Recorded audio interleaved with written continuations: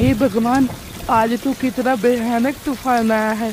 अगर इसी प्रकार बारिश होती रही तो मेरी सारी फसल ही नष्ट हो जाएगी। जय एक बहुत ही ईमानदार और सच्चा व्यक्ति था। वो अपनी बूढ़ी माँ के साथ अपनी छोटी सी झोपड़ी में रहता था। उस दिन पूरी रात बहुत ही तेज आंधी तूफान आ रहा था और बहुत ही तेज बारिश भी हो रही थी।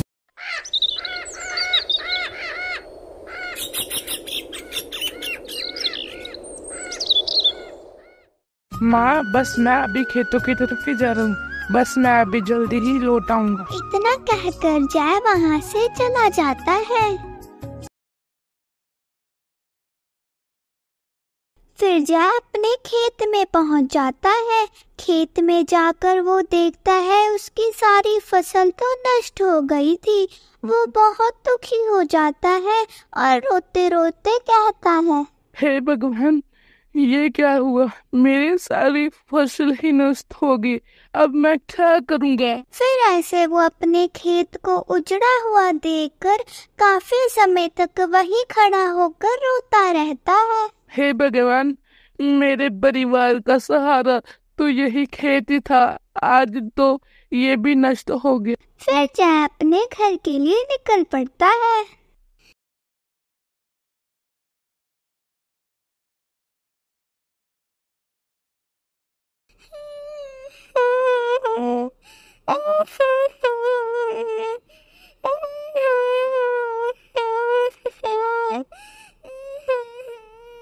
अरे, ये आवाज कैसी है?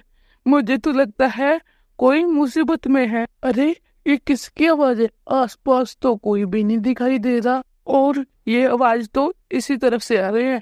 चलो, मैं भी चल के देखता हूँ। फिर जय उसी दिशा में जाता है जिस दिशा में से किसी के रोने की आवाज आ रही थी। वो जाकर देखता है कि वह एक चिड़िया अपने घोंसले को गिरा हुआ देखकर बहुत ही रो रही थी। अरे चिड़िया, तुम क्यों रो रही हो? इंसान, मैं तुम्हें क्या बताऊं, कल रात को उस तूफान से मेरा पूरा घर नीचे गिर गया था। मैं कल रात से ही ऐसे बैठी हुई हूँ। मुझे कुछ भी समझ में नहीं आ रहा है कि मैं क्या करूं। अरे चिड़िया, तुम दुखी मत हो, मैं तुम्हारी मदद कर देता। फिर जय उस चिड़िया के घोंसले को पेड़ पर रख देता है और उस चिड़िया के बच्चों को भी पेड़ पर रख देता है। हे दयालु इंसान, तुम्हारा बहुत बहुत धन्यवाद। तुमने मेरे बच्चों को मरने से बचा लिया। मैं तुम्हारा ये एहसान कभी नहीं भूलूंगी। अच्छा चिड़िया, अब मैं चलता हूँ। अरे रुको रुको दयालु इंसान, तुमने मेरी मुसीबत का हल तो कर दिया है, लेकिन तुम इतने परेशान क्यों हो? आज रात चिड़िया, मेरी फसल सारी ही नष्ट हो चुकी। उसी फसल से ही मेरी सारी उम्मीदें थी, पर वो फसल तो अब नष्ट हो चुकी है। मेरे पास तो खेती के अलावा दूसरा कोई साधन भी नहीं। अब तुम ही बताओ चिड़िया, मैं क्या कर सकता हूँ? भले इंसान, तुमने मेरी मदद की है, इसलिए मैं भी तुम्हारी मदद करना चाहती हूँ। मेरे पास एक खजाने का रास्ता है। अगर तुम चाहो तो वो खजाना ले सकते हो और अपनी गरीबी मिटा सकते हो। तो चिड़िया से उस खजाने का रास्ता मांगता है। फिर वो चिड़िया जय को रास्ता समझाती है। पश्चिम के जंगल के बिल्कुल बीच में एक गुफा है। उस गुफा में है खजाना, लेकिन तुम एक बात याद रखना, तुम उस खजाने को देखकर बिल्कुल भी लालच मत करना। अगर तुमने लालच की तो तुम्हें कुछ भी नहीं मिलेगा। ठीक है चिड़िया, मैं तुम्हारी बातों को याद रखूंगा। अब मैं चलता हूँ। इतना कहकर जय उस खजाने की तलाश में निकल पड़ता है।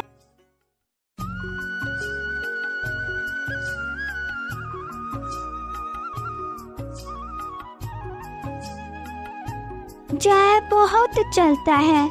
चलते चलते वो तो थक जाता है और उसे बहुत तेज भूख भी लगने लगी थी। अरे राम राम राम, अरे मैं चलते चलते तो कितना थक गया हूँ। अरे मुझे तो बहुत जोर से भूख भी लगी है। ऐसा करता हूँ यहाँ आसपास में कुछ खाने को ढूंढता हूँ। ऐसा कहकर जय खाने के लिए इधर उधर भटकता है। फिर रास्ते में जय को एक बड़ा सारा आम का पेड़ मिलता है। वो आम का पेड़ देखकर वो बहुत खुश हो जाता है। अरे इस पेड़ में तो कितने सारे आम लगे हुए हैं। अरे मैं जल्दी से कुछ आम तोड़ लेता हूँ। फिर जय आम तोड़ने ही जा रहा था कि तभी आम का पेड़ गायब हो जाता है। जय बहुत ही हैरान हो जाता है। अरे ये क्या हुआ? अचानक से सारे आम गायब कैसे हो गई? पुत्र, तुम इस पेड़ के आम ऐसे ही नहीं खा पाओगे। अरे ये किसकी आवाज है? आसपास तो कोई भी नहीं दिखाई दे रहा। मैं तो तुम्हारे सामने ही खड़ा हूँ बेटा, मैं ये पेड़ हूँ। क्यों पेड़? मैं तुम्हारे फल क्यों नहीं खा सकता? बेटा, हमने इंसानों को क्या कुछ नहीं दिया, हमने उन्हें अपने स्वादिष्ट फल दिए। हम खुद धूप में तपते रहे लेकिन उनको ठंडी छांव दी। लेकिन बदले में तुम इंसानों ने मेरे लिए क्या किया? तुम लोगों ने पेड़ काट दिए, जिसकी वजह से आज इतनी तपती धूप है। मैं धूप से जल रहा हूँ। तुम इंसानों ने पेड़ काटकर बिल्कुल भी अच्छा नहीं किया। हर दिन जल का सतह भी नीचे की तरफ जा रहा है, जिस वजह से हम पेड़ों को भी पर्याप्त मात्रा में पानी नहीं मिल रहा है। अगर ऐसा ही चलता रहा तो पृथ्वी का विनाश होने में ज्यादा देर नहीं है। अगर कोई भी व्यक्ति मजबूरन एक पेड़ काटता है तो उसे बदले में 2 पेड़ लगाने चाहिए। अगर हम अपनी धरती को बचाना चाहते हैं तो हमें ऐसा करना पड़ेगा, वरना फिर हमारी पूरी धरती का विनाश होने में ज्यादा समय नहीं है। लेकिन पेड़, मैं इसके लिए क्या कर सकता? पुत्र, तुम्हारे तो भगवान ने पैर दिए हैं, तुम चल सकते हो। क्या तुम मेरा ये संदेश हर एक मनुष्य को पहुंचा पाओगे? अगर तुम ऐसा कर पाओगे तो ही मैं तुम्हें अपने आम खाने के लिए दे सकता हूँ। हाँ पेड़, ठीक है, मैं आपके इस संदेश को जरूर बताऊंगा। जय की ये बात सुनकर वो पेड़ बहुत खुश हो जाता है। फिर वो पेड़ अपने कुछ आम जय को दे देता है। जय वो पेड़ के आम खाकर वहाँ से चला जाता है।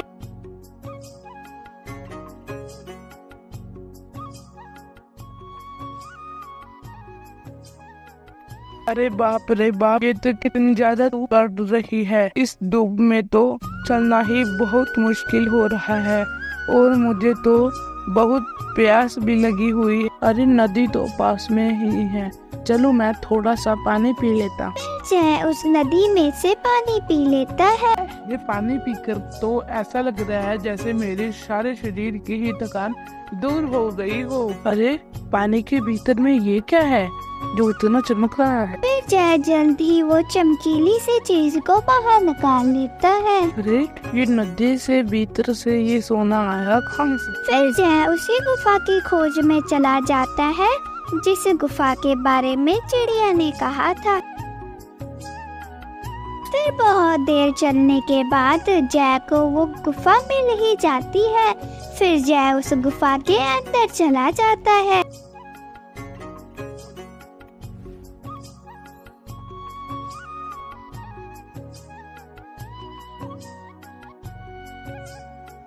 अरे इसने गुफा के भीतर तो आ गया, लेकिन पर खजाने का तो कोई पता नहीं। फिर जय गुफा के और अंदर चला जाता है। अरे ये क्या, इस पत्थर से नीचे से ये पानी कहाँ से आ रहा है? अरे इस पत्थर के पीछे तो नहीं खजाना छुपा हुआ है। फिर जय जैसे ही उस पत्थर को हटाने के लिए उसके पास जाता है, तभी वो पत्थर अपने आप ही सरक जाता है। जय ये सब देखकर बहुत हैरान हो जाता है।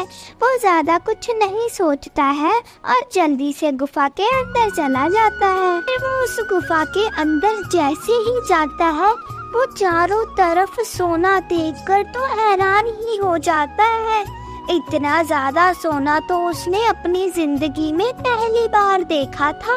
वो ये सब देखकर बहुत हैरान हो जाता है और बहुत खुश भी हो जाता है। ये बाप रे बाप, यहाँ पर तो कितना ज्यादा खजाना। जल्दी से मैं जरूरत के हिसाब से ही सोना ले सकता हूँ, क्योंकि चिड़िया ने मुझे कहा हुआ है ज्यादा लालच मत करना, नहीं तो तुम्हें खजाना नहीं मिल सकता। फिर जय अपनी जरूरत के हिसाब से सोना ले लेता है और अपनी पोटली को भर लेता है और वहाँ से चला जाता है।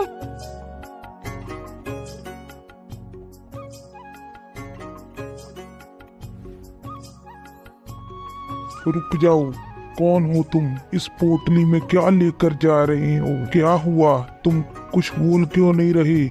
मैं तुमसे ही पूछ रहा हूँ कि तुम इस पोटली में क्या लेकर जा रही हो, जल्दी जल्दी बताओ। जय बहुत डर जाता है, उससे तो कुछ बोला भी नहीं जा रहा था। अगर तुम नहीं बोलोगे तो मैं आपकी पोटली खोलकर देख लूंगा कि इसमें क्या है। फिर वो राक्षस जैसा दिखने वाला प्राणी जय की पोटली छीनकर उसमें देखने लग जाता है कि वो क्या है। फिर जैसे ही वो राक्षस जैसे दिखने वाले प्राणी ने जय की पोटली खोली तो उसने देखा कि जय की पोटली में बहुत सारे सोने के सिक्के हैं। अरे मनुष्य, सच सच बताना, तुम्हें ये सिक्के कहाँ से मिले? भाई, इस पत्थर के ही पीछे वो खजाना छुपा हुआ है। भैया, मैं इस पत्थर को हटाकर इसके पीछे गया था। अरे भाई, हाँ, मैंने अपनी जरूरत के हिसाब से ही सोना लिया। जितनी तुम्हें जरूरत है तुमने सोना उतना ही लिया है। क्या कहा तूने? जो सोना हम इतनी देर से ढूंढ रहे हो वो तुम्हें मिला? अरे हाँ भाई, वो सोना मुझे ही मिला है। हाँ ठीक है, तो जल्दी चल, मेरे साथ चल। तो मुझे बता कहाँ है वो सोना।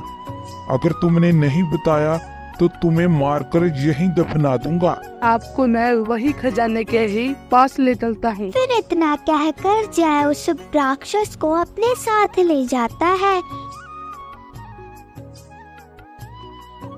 वो वही पत्थर के पास पहुंच जाते हैं और गुफा के अंदर चले जाते हैं।